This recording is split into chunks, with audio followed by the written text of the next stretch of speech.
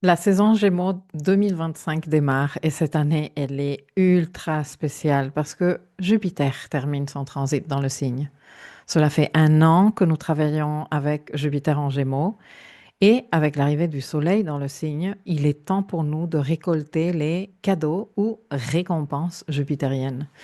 Alors, pour être très honnête, the bad news is que Jupiter en Gémeaux est dans son signe d'exil, ce qui le fragilise un peu, pour ainsi dire. Jupiter est une énergie de croissance et d'expansion, et en Gémeaux, il y a beaucoup trop d'options, donc une très forte tendance à l'éparpillement. Toi et moi savons que pour réussir une belle courbe de croissance, il vaut mieux se focaliser et investir un maximum de ressources dans un seul projet. Plus les ressources sont disséminées, moins évidente, moins flagrante sera la croissance. Donc c'est un peu ce qui arrive avec Jupiter en Gémeaux. En plus, pendant ce transit en Gémeaux, Jupiter a été longtemps au carré de Saturne en Poisson. En 2024 deux fois, en 2025 il le sera une dernière fois cette fois-ci plutôt du côté Cancer. Saturne est une énergie opposée et complémentaire à celle de Jupiter parce que Saturne implique contraction. Et Jupiter est une énergie de no limits. Et Saturne en Poisson, si tu as travaillé sur le guide spécial que j'ai conçu en son honneur et dont je te laisserai le lien ci-dessous parce que tu es encore à temps de faire le contenu, ce Saturne en Poisson est l'obligation du principe de réalité à mettre des limites là où nous avons tendance à ne pas savoir ce qu'est une limite. Non, les no limits Poissons. Alors disons que l'expansion jupitérienne en Gémeaux a été pas mal frustrée par Saturne, ce qui a bridé les résultats. Mais the good news is que avec Jupiter, on gagne toujours, messieurs, mesdames. On gagne d'une façon ou d'une autre parce que Jupiter, c'est le grand bénéfique. Alors on a gagné en expérience, on a gagné en vision, on a gagné en apprentissage et c'est très intelligent de savoir tirer parti de tout ça, de capitaliser tout ça. En cette saison solaire, avec l'arrivée du Soleil dans le signe, même si le Soleil ne va pas faire conjonction à Jupiter, cette fois-ci, on n'aura pas eu droit à une conjonction Soleil-Jupiter en Gémeaux, mais elle est parfaite pour faire ça. Alors, comme je te l'explique dans la capsule Astrologie pour CEO, cette saison Gémeaux est une sorte de preview et de préparation à l'entrée d'Uranus en Gémeaux. Jupiter et Uranus sont des énergies totalement différentes et Uranus est bien plus compatible avec l'énergie Gémeaux que Jupiter.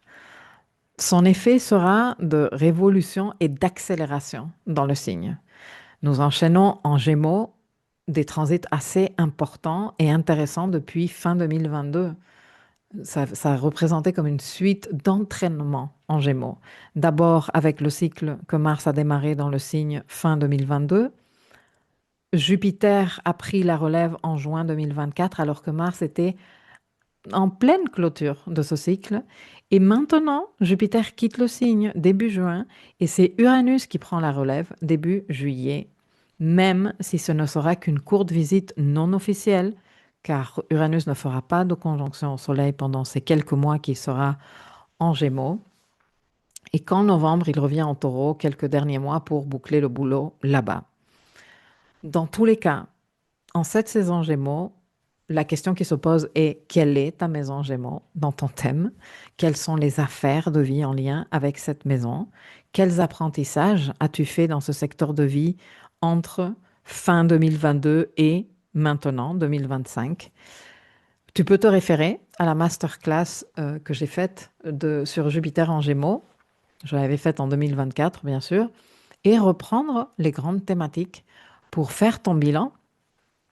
Dans ton bilan, tu vas remarquer sûrement que quelque chose relié aux affaires de cette maison a pris des proportions démesurées, a occupé beaucoup plus d'espace que les autres thématiques, s'est fait remarquer davantage et que tout ceci t'a laissé une série de signes avant-coureurs qui vont par la suite t'aider à anticiper la révolution qu'Uranus s'apprête à déclencher dans ce secteur de tarot.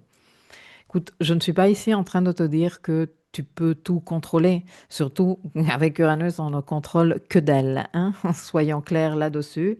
Parce qu'Uranus est l'archétype de tu ne sais pas qu'est-ce qui va se passer. Voilà, en gros. Non? C'est l'archétype de la révolution, du renouveau, du changement radical et surtout de la rupture avec ces habitudes qui nous ankylosent, qui ne nous permettent pas d'évoluer et d'avancer.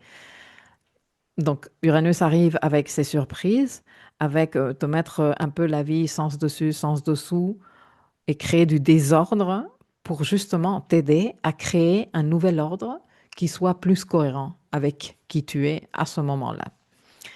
Donc, pour t'aider un tout petit peu à anticiper ce qui se pourrait se passer, si dans la maison, les affaires de la maison Gémeaux de ton thème, tu as été en mode plan-plan, qu'il se passe rarement quelque chose de différent, attends-toi à des surprises, des revirements de situation, des changements. Ça va changer. Si dans la maison, les affaires de la maison Gémeaux de ta roue, il y a eu énormément d'activités et de l'agitation et un peu d'éparpillement ou beaucoup et de désordre, ça aussi, ça va changer. En fait, tu vas être demandé de faire différemment par rapport à ce que tu avais fait jusqu'ici. Et le transit de Mars en Gémeaux et le cycle qu'il a démarré là, suivi du transit de Jupiter en Gémeaux, aurait dû déjà te permettre non seulement de prendre une bonne mesure de ce qui demande d'être réformé, rénové, révolutionné dans cette maison, mais déjà d'avoir commencé à prendre des décisions, à acter des nouveautés. Cette saison Gémeaux arrive avant que Jupiter ne quitte le signe et avant qu'Uranus n'y arrive. C'est comme une phase de transition et je pense que ce serait une bonne idée pour nous tous, un devoir important et significatif, que de prendre le temps de faire le récap et le bilan du transit de Jupiter en vue d'accueillir le transit d'Uranus avec une présence et une attention plus soignées. Ce sera d'ailleurs avec Mercure que nous allons carrément clôturer le transit de Jupiter en Gémeaux parce qu'ils vont faire une conjonction à 29 degrés du signe le 8 juin. Et ceci va nous aider à poser des bases pour gérer plus efficacement le transit d'Uranus en Gémeaux. Voilà pour la petite introduction. La saison Gémeaux est marquée par l'énergie du signe astrologique Gémeaux qui est gouverné par Mercure. Cette période se caractérise par une augmentation de la communication, de la curiosité, de l'adaptabilité. Nos facultés mentales sont au mieux d'elles-mêmes. C'est le moment idéal pour apprendre, pour partager des idées, pour chercher de la connexion, créer du lien avec d'autres personnes, échanger, explorer des voies de faire ça de façon plus légère, de façon plus ludique et de façon plus ouverte. Alors, de bonnes idées ou de bonnes pratiques pour cette saison seraient communiquer davantage, socialiser, profiter pour exprimer nos idées, entamer des conversations, rencontrer de nouvelles personnes, apprendre de nouvelles choses, commencer une formation, lire un tas de livres, explorer tous les sujets qui éveillent notre curiosité, développer une certaine souplesse si toi, c'est quelque chose qui te donne du travail. Prends un tout petit peu de cette énergie Gémeaux de signe mutable qui favorise la flexibilité et l'ouverture à de nouvelles expériences. Commencer une pratique de journaling, franchement, je pense que c'est une saison idéale pour le faire. Les pratiques de journaling nous aident à déclencher d'importants changements de mentalité et nous permettent de le faire d'une façon très douce avec notre système nerveux. Moi, j'ai de nombreuses leçons sur des techniques de journaling. Je te laisserai des liens ci-dessous pour que tu puisses aller les consulter si tu ne les as pas vues. Explore les différentes techniques de journaling. Choisis une qui te parle et que tu voudrais explorer et engage-toi à l'explorer au moins pendant 30 jours d'affilée. Moi, je dirais 33 jours, qui correspondent au biorhythme intellectuel et qui s'accordent avec l'énergie Mercure. C'est aussi une très importante saison pour soigner grandement le contenu que tu choisis pour nourrir ton esprit. Ce que tu consommes comme information, ce que tu lis, ce que tu écoutes comme émission à la radio, à la télé, ce que tu, voilà, ce à quoi tu as accès, toutes ces informations que tu permets qui entrent dans ton esprit façonnent ta mentalité. J'ai fait beaucoup de contenu ces 2, 3 derniers jours dont je me rappelle pas vraiment dans lequel de tous les contenus j'ai évoqué le système d'activation réticulaire. Je aurais tendance à penser que c'est dans la leçon sur la nouvelle lune en Gémeaux. Ce que tu consommes comme contenu nourrit aussi tes paramétrages de ton système d'activation réticulaire. Donc, je te renvoie vers cette leçon pour que tu saches plus ou moins comment ça fonctionne.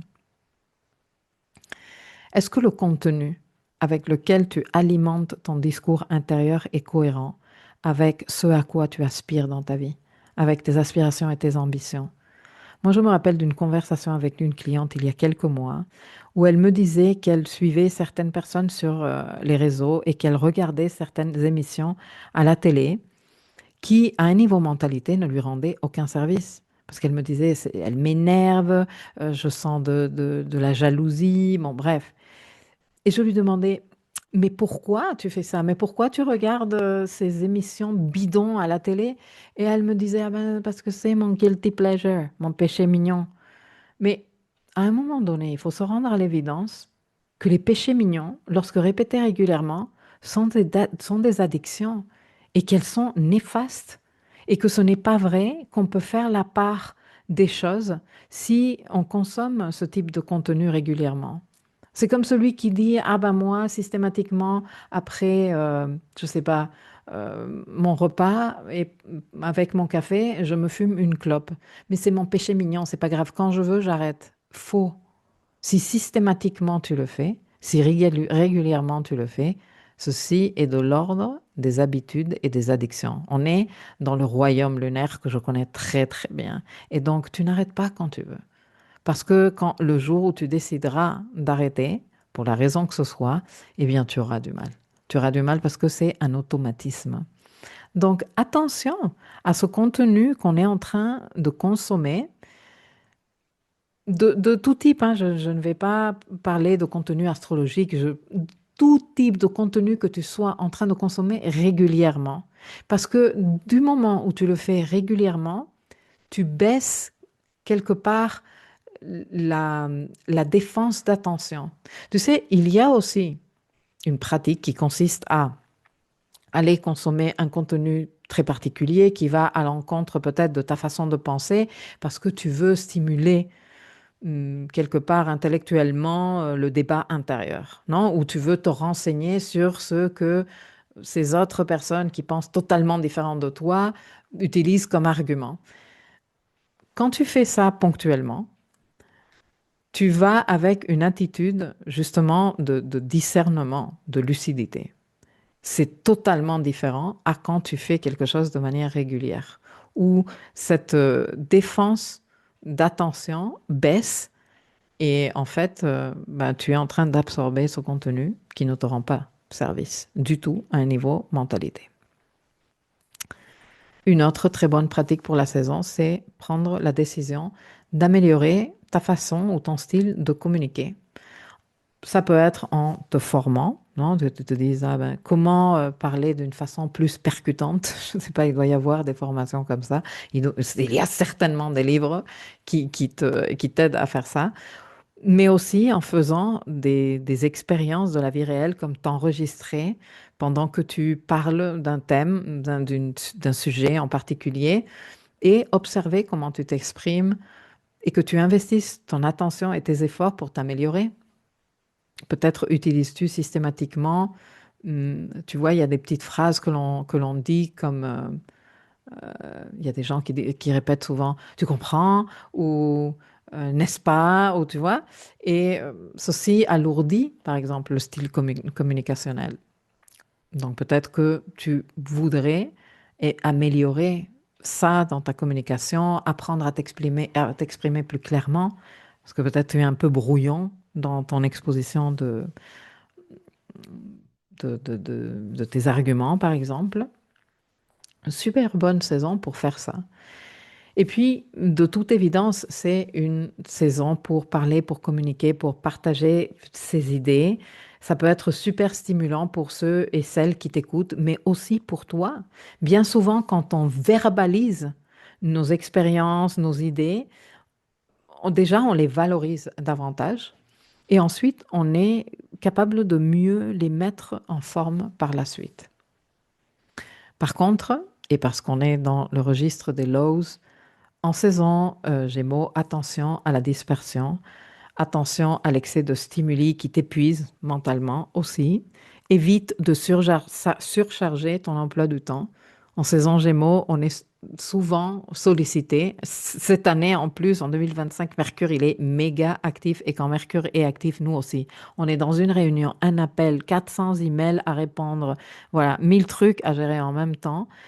Donc, si tu évites de surcharger ton emploi du temps, tu laisses de l'espace pour les imprévus, pour ces réunions qui ont duré plus de temps que prévu, pour donner aussi de ton temps à tes activités de journaling, d'apprentissage, de bilan du transit de Jupiter en Gémeaux, comme je te disais tout à l'heure.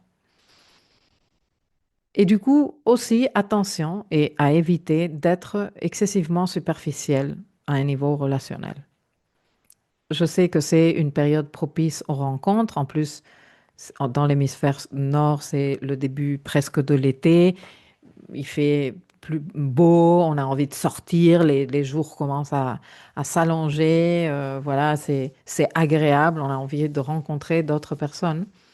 Mais ne pas rester à la surface, à un niveau relationnel, systématiquement dans toutes les relations.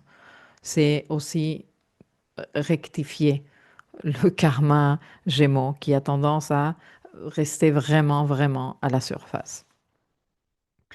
N'oublie pas que la saison Gémeaux est idéale pour ouvrir ton esprit, tes horizons, développer la communication, ancrer certains apprentissages. Donc voilà, profite de cette énergie pour grandir et pour créer des liens significatifs avec les autres aussi. Comme je te disais, dans cette saison, Mercure va être très occupé. Nous risquons de l'être aussi. Laissons de la place dans nos agendas pour les imprévus et pour les parenthèses créatives, mais aussi pour des activités qui nous ramènent au corps et qui nous aident à garder l'ancrage parce qu'il va y avoir un surplus d'énergie mutable dans l'air après les très fortes tensions de type fixe de la saison Taureau. Hmm. Nous avons une conjonction Mercure-Soleil ici en Gémeaux. C'est la culmination du cycle qui a démarré début Bélier lors de sa conjonction inférieure. Et cette conjonction supérieure fera partie de la configuration de nouvelle lune en Gémeaux qui est juste spectaculaire. Elle se tient ici, regardez, elle est là, la nouvelle lune en Gémeaux. Spectaculaire pour encourager le tout nouveau, une nouvelle page, un nouveau chapitre. Moi, j'ai envie de te poser la question, qu'est-ce que tu as envie d'inviter de tout nouveau dans ta vie de manière générale? OK? Je te disais que nous avons des tensions de type mutable. Nous avons des carrés Gémeaux axe nodal. Je vais te les repérer. Regarde ici, nous avons Mercure au carré de l'axe nodal. Ici, nous avons le Soleil au carré de l'axe nodal. Quelques jours avant le début de la saison, nous avons un carré de Jupiter à l'axe nodal. Et toutes ces tensions mutables, moi je les ai appelées le syndrome de l'objet brillant. Concrètement, ces carrés de planètes en Gémeaux au carré de l'axe nodal, il y a Vénus qui va sortir ensuite de son signe parce qu'elle sera en Taureau dans la dernière partie de la saison et elle va entrer en Gémeaux et elle aussi va être au carré de l'axe nodal. Donc nous allons avoir un petit moment à gérer ces carrés à l'axe nodal et j'ai appelé ces carrés des planètes en Gémeaux, en apex, à l'axe nodal, en Poisson Vierge, le syndrome de l'objet brillant. Je l'avais évoqué de manière assez détaillée dans l'agenda Astro Taureau. C'est un syndrome dont on parle beaucoup dans l'entrepreneuriat.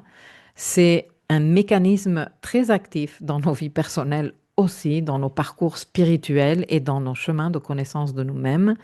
Et il s'agit de se laisser happer par le nouveau, la nouvelle stratégie, le nouvel outil, la nouvelle proposition, le nouveau coaching, le nouveau réussir en 3 pas, c'est super facile, numéro 1, numéro 2, numéro 3, tu t'es délivré de tous tes traumatismes de toute ta vie. Voilà, un énième pivot dans ta vie qui va tout changer et tu sens l'adrénaline monter et tu sens l'excitation du nouveau t'envahir et tu laisses encore de côté ce que tu avais commencé, qui avait le potentiel d'être développé et soutenu dans le temps et donc de te donner de bons résultats.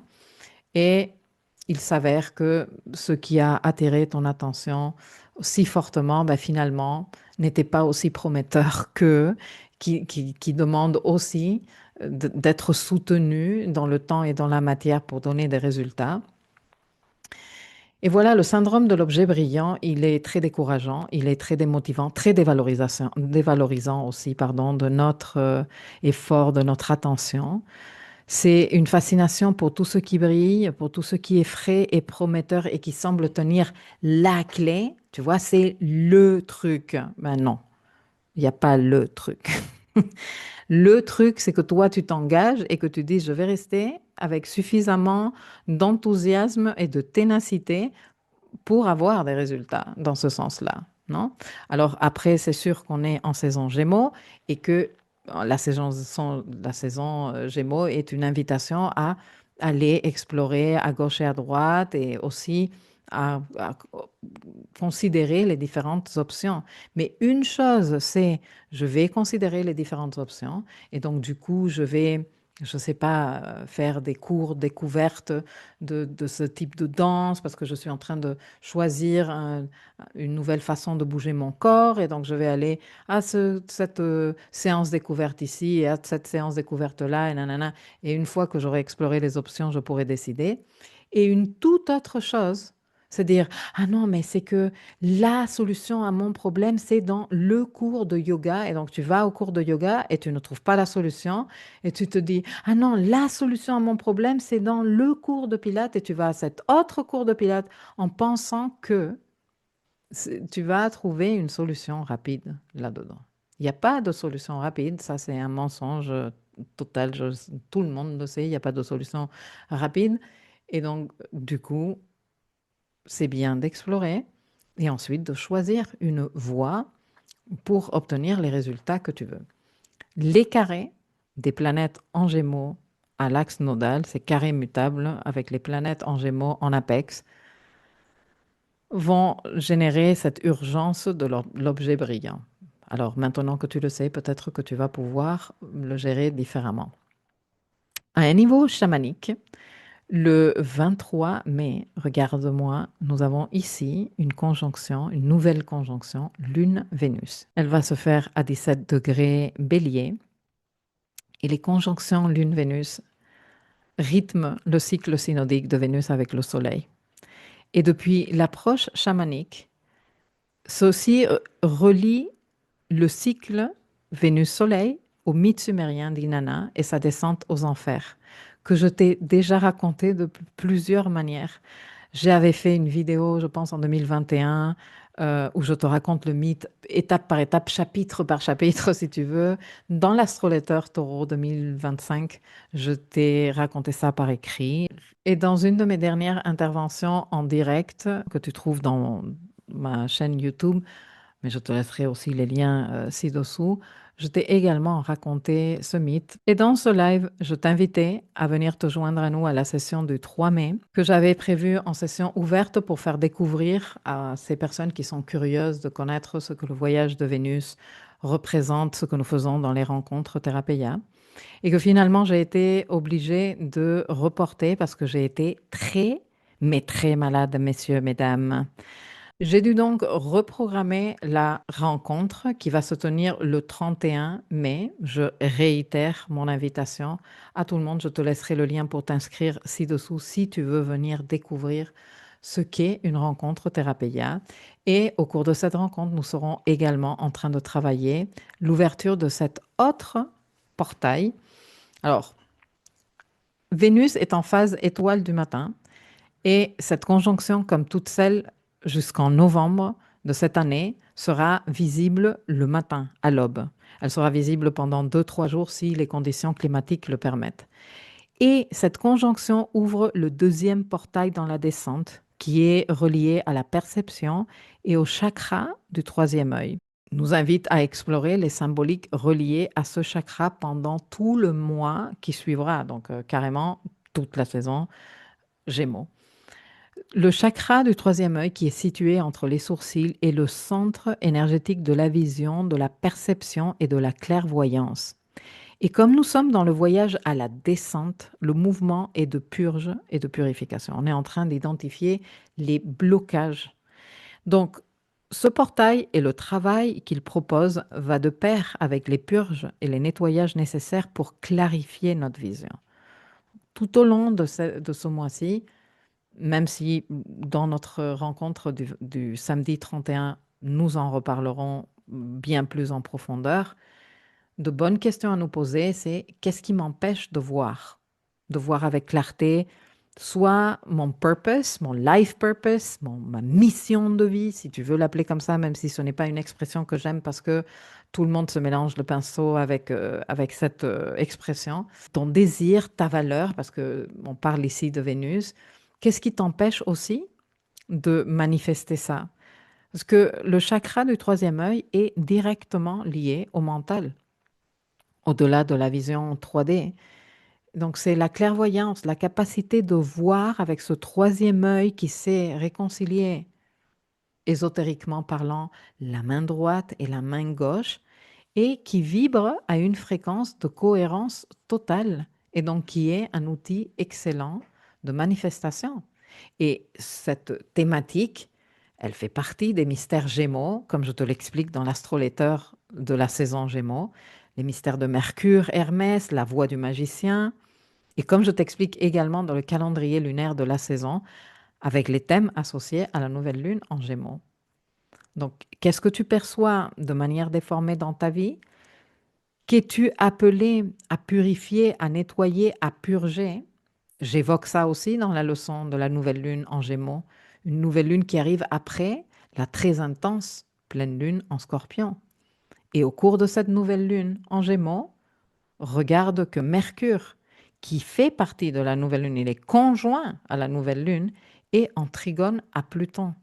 Tout ça, je l'ai décrypté très en profondeur, presque 30 minutes de décryptage de nouvelle lune en Gémeaux dans la leçon sur le calendrier lunaire. Je te laisse aller voir dans le dossier Life Mapping.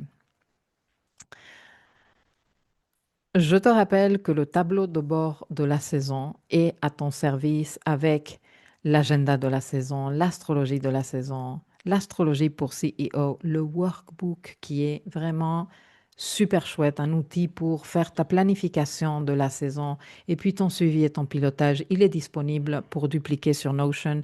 Il est disponible également pour télécharger en format PDF. Franchement, je te laisse le lien ici aussi pour que tu t'en serves. Et bon, quand je préparais le thème enfin la saison et que je regardais le thème de l'entrée du soleil en Gémeaux, moi j'ai trouvé plusieurs choses très curieuses. Par exemple, que la saison démarre avec un carré lune-soleil. Regarde, la lune elle est ici, en Poisson. Nous avons ici un carré d'énergie mutable à nouveau. Tu vois, je l'ai noté ici. Ça fait partie des énergies à saisir et à cultiver, mais aussi à noter et à piloter. Alors, je me suis posé la question de quoi a besoin la lune en Poisson et quel est le mécanisme de défense de cette lune en Poisson et que cherche à exprimer le soleil en Gémeaux et où est-ce que ça cloche et qu'est-ce que nous sommes appelés à réconcilier. Ensuite, toutes ces planètes en Gémeaux, bon là, on n'a que le soleil, mais Mercure arrive et Vénus, elle va arriver aussi, qui vont être au sextile de Saturne et Neptune en Bélier. Et elles vont être également au trigone de Pluton en Verseau. Et si nous avons des configurations super nouvelles, jamais de ma vie, ni de ta vie, depuis que tu m'écoutes, ni de ta vie d'ailleurs, tu ne m'as entendu dire ah, une planète en Gémeaux sextile Neptune en Bélier. Jamais de la vie. Tout nouveau. Saturne en Bélier, ce n'est pas tout nouveau parce qu'on l'a vécu il y a 30 ans, mais est-ce que tu te souviens d'avoir dit: «Oh, une planète en Gémeaux, sextile Saturne en Bélier»?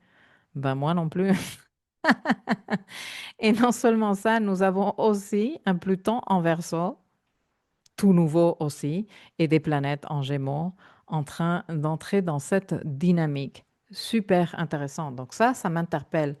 Je suis également interpellée avec le fait que Saturne à 29 degrés Poisson, waouh, c'est incroyable qu'on en soit arrivé là, regarde-le, dans le thème de l'entrée du Soleil. Il est là, à 29 degrés. Puis il va être à 0 degré, Bélier. Et puis, ces carrés de Mercure à l'axe nodal, du Soleil à l'axe nodal, comme je te disais tout à l'heure.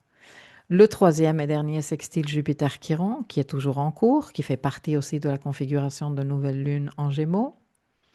Le très hot et sexy trigone de feu Vénus-Mars.